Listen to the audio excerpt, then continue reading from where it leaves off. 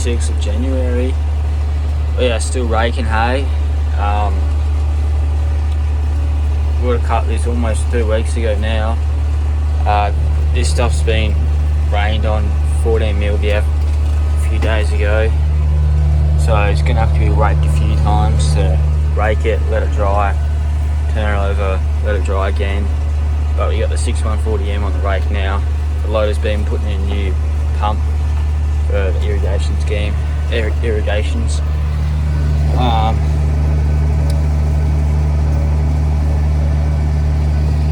I've got the middle rake down because on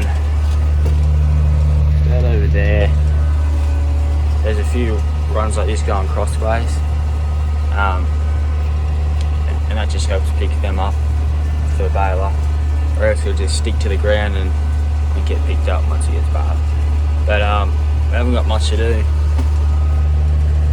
We've only got the last inside span, second span, and a few more runs in the third span here. And that's a 55 hectare paddock raked. Bit of a rake on that wheel, first wheel there. We are getting a few broken fingers, but they don't seem to be doing too much damage, as in they don't seem to be missing a lot. Like it's not at the stage where we're going to have to pull up and fix it, but it'll be enough considering this isn't high quality hay and we haven't got much left to do, so we'll just keep going. It's not being lazy operator, it's just being a lot more efficient with time and circumstances. But yeah, got a bad right there, so we'll do a headland straight up there probably, just for that little bit. And on the other side there, straight one there, straight one there.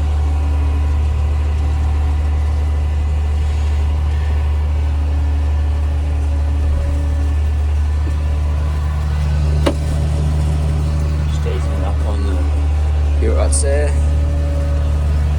Next time I come through there, I'll just cut straight through, get rid of that curve.